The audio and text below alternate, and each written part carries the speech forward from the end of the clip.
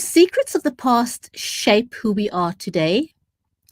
In today's conversation with Erna Buffie, award-winning writer and filmmaker, will take us on a journey through her fascinating career, as well as the deeply moving and emotionally charged novel, Let Us Be True.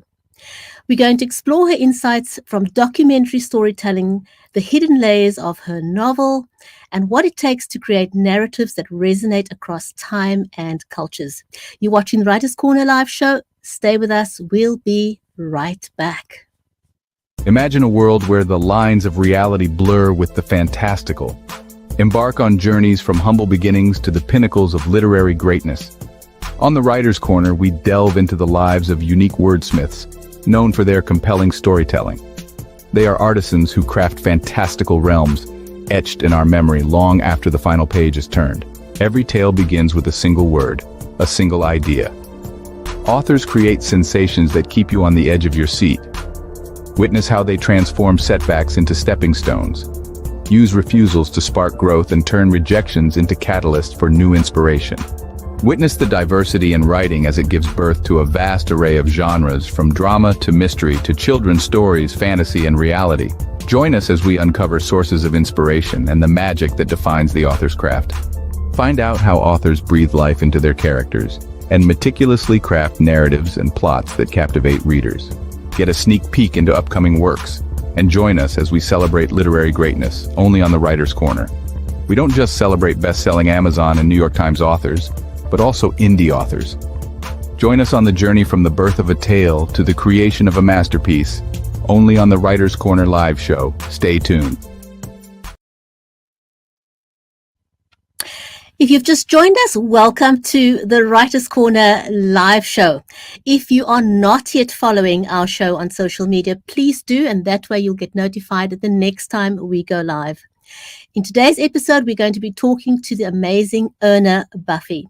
Our live stream is brought to you courtesy of StreamYard, BeLive Media, and Creative Edge. But before we invite Erna to join us, I'd like to say hello to my friend and co-host, Mary Elizabeth Jackson. We've been doing the show together for the past 6 years. And if you haven't yet met Mary, she is a #1 Amazon best-selling author, a certified special needs and disability advocate, dedicating to empowering underrepresented voices through her writing and her advocacy. Mary's also a speaker, educator, ghostwriter, and songwriter. How are you today, my friend? I am fabulous. And I was going to say 6 years. Yes, we're so excited. And we promise we're going to be bringing a show with lots of authors on that we've had for the past, you've said over 300.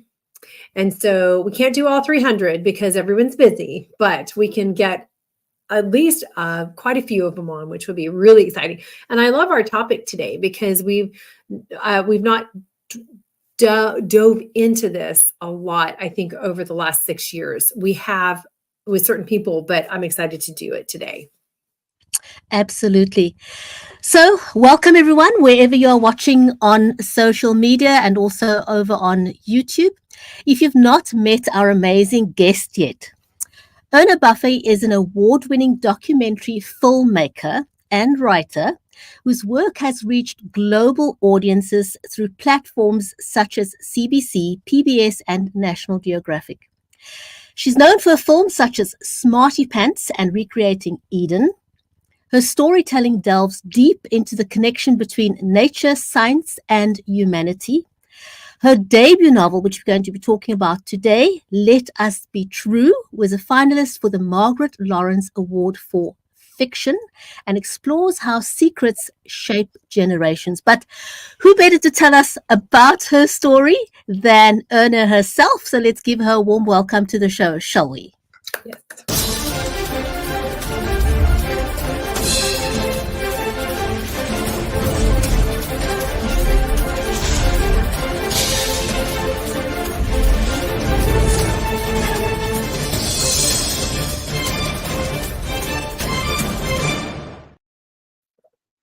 Hello. Do you feel special? Welcome. Oh, yes. After that introduction, incredibly special. Well, It you was are lovely. special. You're very special. You're doing special work in this world and important work. And we're going to dive right in so we can get all our questions in. Your films often explore the relationship between science and nature. How do these themes influence your fiction, especially with your new novel, Let Us Be True? I think to a certain extent, if film affects the way I write in any way, it's that I think visually when I'm writing. So if I'm creating a scene, I can see it in my head as if I was running a film. So, for example, in the chapter about Winnie, when Jolene's walking up the stairs and you can hear the song playing in the background, that's very much, it's really about seeing. It's really about, creating a scene that is alive and vibrant and engaging. And I think that's what filmmaking brings, more so than, I suppose there are aspects of the book where I bring in nature. Nature becomes a force in the background. But I would say more than anything else, it's the techniques of filmmaking that have influenced me as a writer of fiction. Wow, that's amazing. Now, let us be true. In the book, secrets play a very central role. What drew you to explore the idea of generational secrets, and how do you Mm. think they shape identity? Uh, in every way. I mean, the women of my mother's generation, the men of my mother's generation who went to war, the women who lived through the Depression and the war, all of them, very few of them spoke about what that meant, how the war impacted them. Like, I remember an instance where my stepdad got together with his brothers and they started talking about the war, and it was all sort of positive reminiscences. His accidentally meeting his brother in London, but there were much darker stories behind that. And you could even feel it in the room. So I wanted to explore how somebody like Pearl, and in the Depression, so many children were abandoned, literally thousands of children were abandoned, and that's essentially what happens to Pearl. Her both her parents die, and she winds up being raised by her aunt and uncle. And the secret, I don't want to do any spoilers, but the secrets that inform who she becomes are quite tragic, and they lead to somebody who, thinks she's protecting her daughters by not telling them about her past, and in the end she's passing on that past in a strange way to her daughters by being unable to sort of emotionally connect with them. And that, I think that's really tricky as a mother. Like, what do you tell your children about your past, even if it wasn't Mm, like sorted? You know what I mean? Just yeah, anything. We all have skeletons. We all have things that have happened in our life, traumas yeah, and things. And how much do we tell our kids? And I know that there's been a difference for me and probably Burgetti as well, depending on their age. But even as young adults, like I have, I still hold back some things. But some things I've done for that awareness in life, like what it taught me. yeah, So you will yeah, know that kind of yeah. thing. So it's very important. As a filmmaker, you're adept at telling visual stories, like you've told us, and that's really great. It's such a benefit, right, to be able to see it in your head as a film already. How does your process of Yeah. writing differ when creating narratives for the screen versus for the page? Is there a big difference for you? No, it's all storytelling.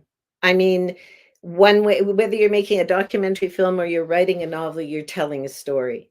And so you have to have a good sense of structure, a good sense of how this story is going to unfold over time, where you want to take the audience on that journey. The parallels are strangely very similar because it's, like I said, it's all storytelling.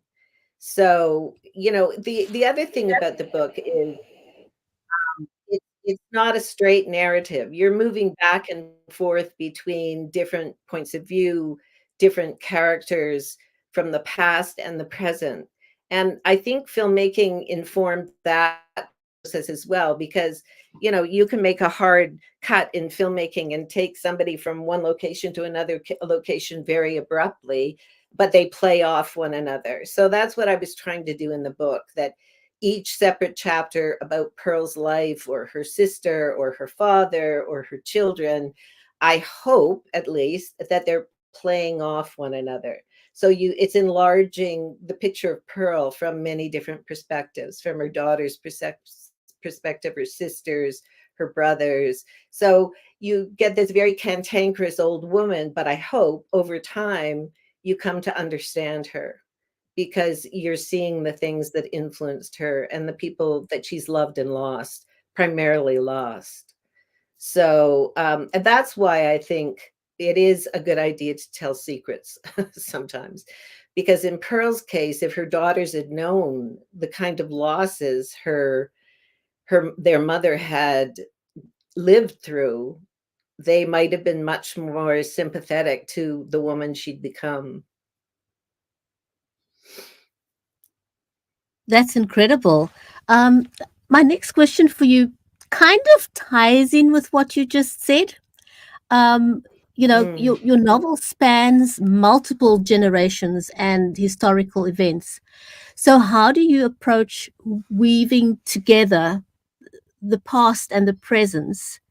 And did you have any challenges balancing the timelines?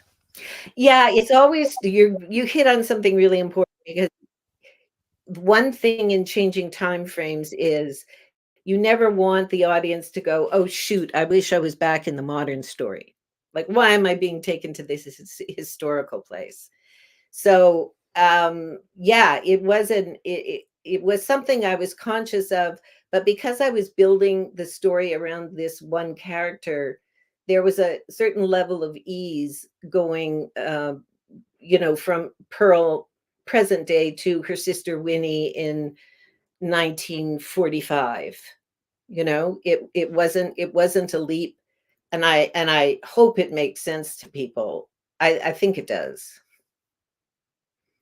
And Right. I think, Well, there's so many things that influenced her, not just her family, not just the loss of her family, but all those boys who went to war, so many of them who didn't come back, her living in a small town and experiencing so many young men being destroyed by the war. Is Yeah, it's those events that really shaped her. Those events, those people that are grounded in those events, I guess is what I'm trying to say. okay, very good point. And that's important what you touched on about you want to make sure people want to go from one perspective to another and Yes. enjoy both of those places that they're at in a story, whether it's a film or a book. Okay, Yeah. in your novel, and Let Us Be True, Pearl's family is haunted by secrets stretching back generations. What do you think is the lasting emotional impact of unspoken truth within families? And that's kind of a loaded question, isn't it?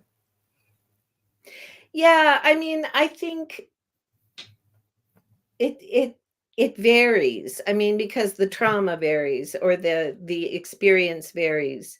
Um, I think it's really important, though, that I mean, one of the things I realized when my mother died was there were a lot of questions I hadn't asked her.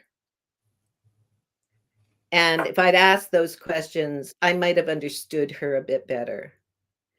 And I sort of feel like that's the situation Darlene and Carol are in. They're so alienated from their mother. They don't ask her any questions about, yeah, and Darlene confronts that when after she has an abortion, and she's dealing with her mother and keeping secrets, and then going, what secrets does she have? But never asking. It's only as Pearl becomes ill and Darlene goes to her and finds photographs and starts asking hard questions like, who is this person, Mom? Like, why are you in this photograph with this person? What happened then? And Pearl's inability to sort of open to that is so tragic. And so instead she tells her daughter's partner, she does the stranger on the train sort of thing. She tells Athena, Darlene's partner, about her past, hoping that Athena will eventually pass it on to her kids. But we never really know in the book whether that eventually happens or not. But we hope it does. And she has moments of redemption with her daughters. And I think that's how redemption happens to all of us. It's in small moments. It's in a moment where suddenly your mother turns to you and says, I love you, or you're precious to me, or my sweet girl.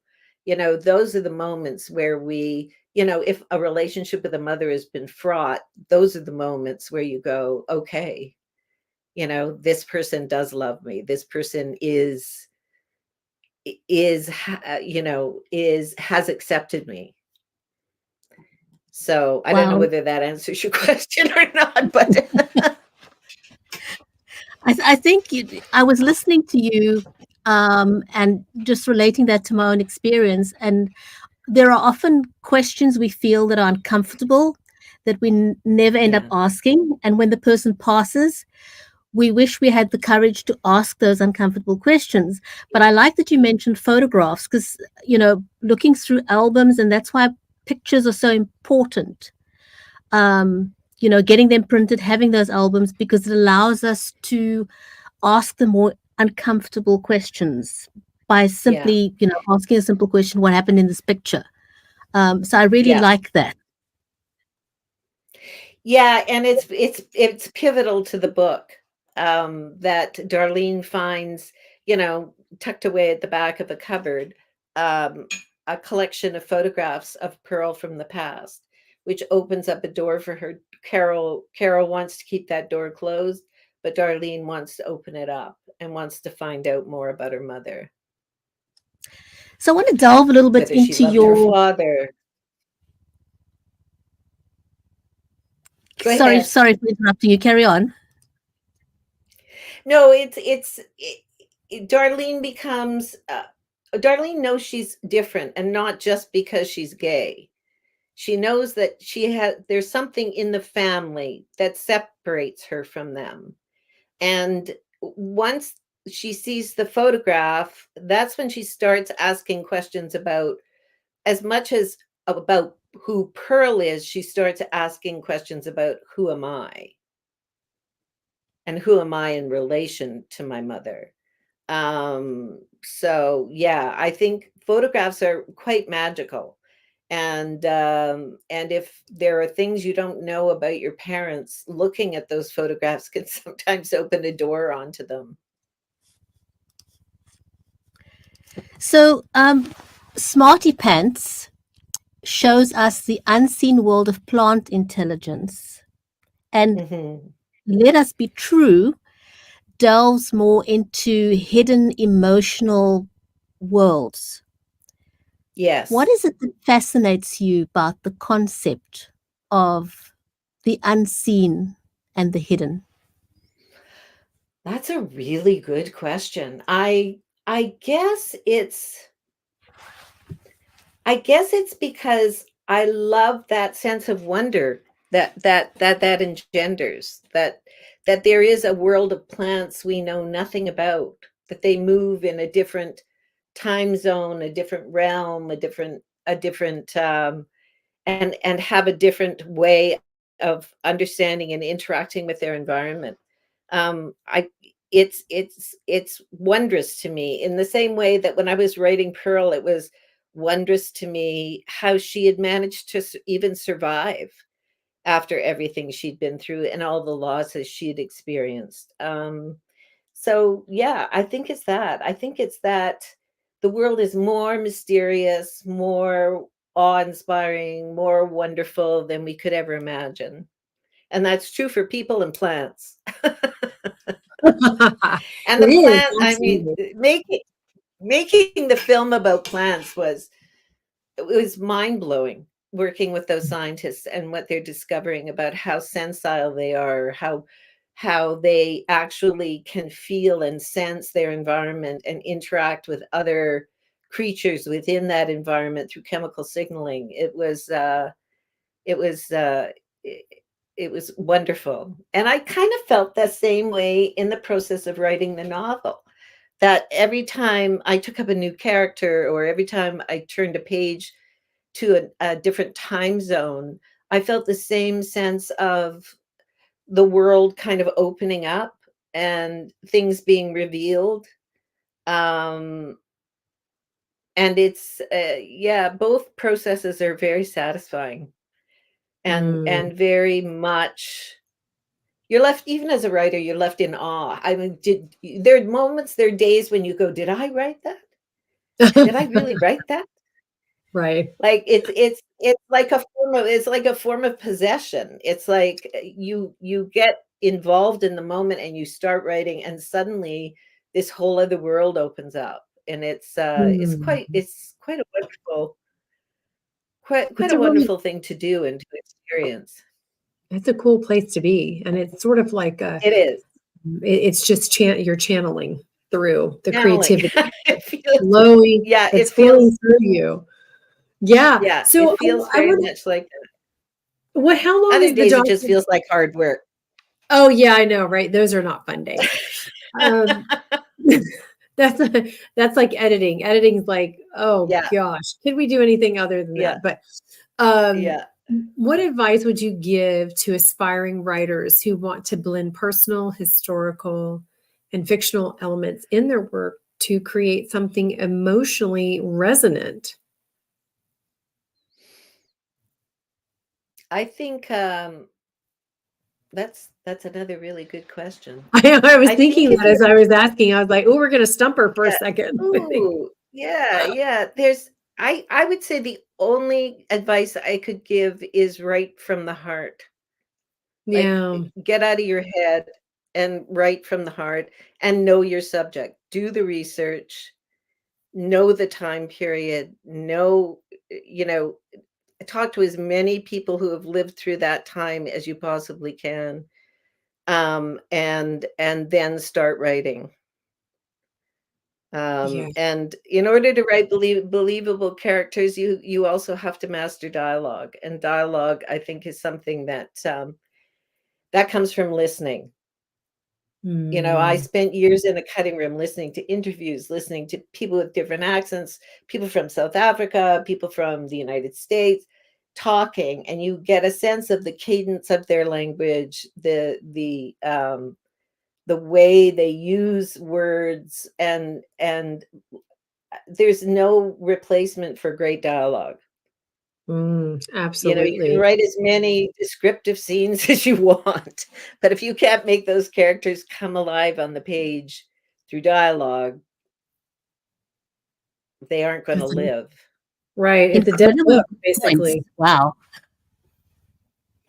Yeah, they Yeah, are.